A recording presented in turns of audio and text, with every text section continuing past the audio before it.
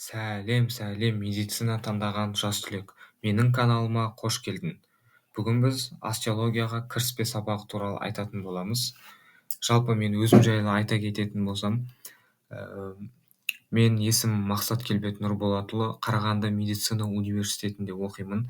Анатомиядан жалпы алғанда бағаларым 90+. Мына жерде мен Инстаграм берілген, Инстаграмыма жазылып кетсем болады. Өте пайдалы ақпараттарды айтатын боламын. Жалпы бізде ең бірінші анатомия бұл медицина ғылымдарының патшасы болып табылады. Анатомия медицинаның іргетасы. Жалпы анатомияны білмейтін дәрігер ол дәрігер емес болып саналады. Анатомияларды біз жүйелер бойынша оқитын боламыз. Бірінші жүйе бізде остеология, яғни бүгінгі сабақ сүйектер туралы ілімді зерттейтін болады. Артросинесмология, буындармен байланыстар, миология, бұлшықеттер туралы ілім, спланхология, ішкі мүшелер туралы ілім, ангиология, қан тамырлар мен лимфа жүйесі және неврология, жүйке жүйесі зерттейтін болады. Және де анатомия зерттеуге қарай қалыпты анатомия, патологиялық анатомия, топографиялық анатомия болып бөлінетін болады. Бүгін біз остеология туралы қарастыратын боламыз. Сүйектер туралы ілім анатомияда остеология деп аталатын болады. Остео ол бізде сүйек, логия ол бізде ғылым деп атайтын боламыз. Сүйек бұл жай ғана қатты зат емес, ол түрі мүше. Оның ішінде қан тамырлар, жүйкелер бар және ол үнемі жаңарып отырады. Адам денесінде орта есеппен 206 сүйек бар. Олардың атқаратын қызметі пішініне қарай бірнеше топқа бөлінетін болады. Сүйектердің атқаратын қызметі бізде ең бірінші тірек, дененің пішінін сақтап, жұмсақ тіндер мен мүшелерді ұстап тұрады. Қорғаныш қызметі маңызды мүшелерді сыртқы соққыдан қорғайды. Қозғалыс бұлшықеттер сүйектерге бекініп, бізде рычаг қызметін атқаратын болады. Және қан жасау сүйектің кемігінде қан жасушалары эритроцит, лейкоцит түзілетін болады. Және минералдық қор бізде сүйекте кальцийдің, фосфордың негізгі қоймасы болып саналатын болады. Жалпы бізде сүйектер пішініне қарай бөлінетін болады. Ұзын сүйектер, қысқа сүйектер, жалпақ сүйектер және аралас сүйектер.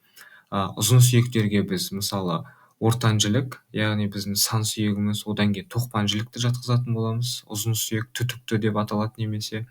Ал қысқа сүйектерге біз білезік, толарсақ сүйектерін жатқызатын боламыз. Жалпақ сүйектер бізде негізінен жауырын, қабырғалар, бас сүйек қақпағының сүйектері жататын болады. Және бізде аралас сүйектерге бізде көбінесе құрылысы жағынан күрделі омыртқаларды жатқыза алатын боламыз, яғни вертебра. Сіздер осы латын тілінен айтылған барлық сөздерді жаттап, мұқият тыңдап отырасыздар. Өйткені анатомияда латын тілі өте маңызды рөл атқаратын болады. Жалпы бізде адамның қаңқасы, яғни скелетон, ол бізде біліктік қаңқа, яғни аксилоскелетон, одан кейін қосымша қаңқа, аппендикуляр скелетон деп бөлінетін болады. Біліктік қаңқаға бізде бас сүйек, краниум, оған ми сауыты және бет сүйектері жататын болады. Омыртқа жотасы, колумна вертебралис, дененің негізгі тірегі болып саналады. Ол бізде 33-34 омыртқадан тұрады. Одан кейін бізде кеуде, яғни торакс немесе төс сүйегі, стернум. Бізде төс сүйегі, яғни одан кейін 12 жұп қабырғадан тұратын болады. Ол өкпе мен жүректі қорғайды. Одан кейін қосымша қаңқаға қолдың қаңқа сүйектері, яғни скелетон мембри супериор, жауырын, бұғана, қол сүйектері жатады. Аяқ қаңқа сүйектеріне скелетон мембри инфериор, оған бізде жамбас, аяқ сүйектері жататын болады. Жалпы біз осы айтылған барлық мәліметтерді конспект түрінде жазып, жаттап алу керек. Бірінші сабақта осының бәрін сұрайтын болады. Келесіде бізде анатомияда ең бастапқыда кездесетін латын терминологиясы. Бұл терминологияны дәптерлеріңізге жазып жаттап алу керек болады. Өйткені осы жерде айтылған терминдар бастапқы кезде өте керек болып табылады. Осы терминдарды қазір жаттап жазып алатын болсаңыздар, бастапқы сабақтарда өте оңай болады.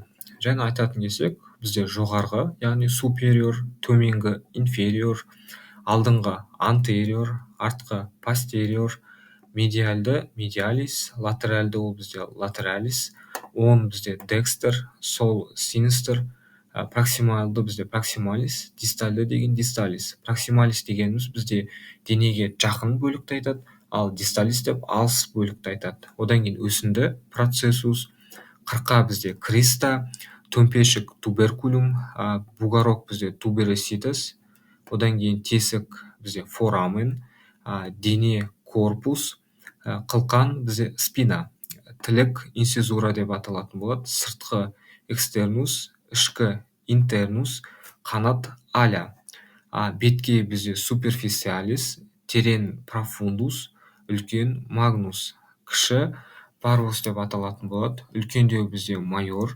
кішіреу бізде минор, шұңқыр фосса, шұңқырша фавея, доға аркус, жүлге сулькус, басы капут, мойны колюм, бұрышы ангулюс. Жалпы алған кезде бұл терминологиялар анатомияда өте бастапқы рөл атқаратын болады. Осы базовый терминдарды білетін болсаңыздар, әрі қарай оқыған кезде де оңай болады. Келесі бізде анатомияны, яғни остеологияны оқыған кезде біз жалпы жазықтықтарға бөліп оқитын боламыз. Бізде жалпы 3 жазықтық бар: сагитальды, фронтальды және горизонтальды. Сагитальды ол бізде денені оң және сол бөлікке бөлетін болады. Фронтальды денені алдыңғы және артқы бөлікке бөледі. Горизонтальды денені жоғары және төменгі бөлікке бөлетін болады. Осы жерде бізде суретте көріп тұрғандарыңыздай барлығы көрсетілген. Яғни сагитальды, фронтальды, горизонтальды қалай болатындығы бәрі айтылған. Одан кейін бізде жалпы остеологияны қалай оқимыз, жалпы анатомияны да қалай оқимыз. Бізде бірінші дұрыс кітаптан оқу керек болып табылады. Дұрыс оқылған кітап ол ертеңгі сіздердің жақсы бағаларыңыз. Бізде біріншісі ол Рақышев «Адам денесі» кітабы. Бұл кітаптан көбінесе бұлшықеттерді, миологияны оқыған дұрыс. Ал адам анатомиясы, яғни Колесниковтың жазуымен жасалған кітап. Бұл кітапта сүйектер, яғни қазіргі біз айтқан остеологияны оқысаңыздар болады. Бұл жерде өте пайдалы мәліметтер өте көп.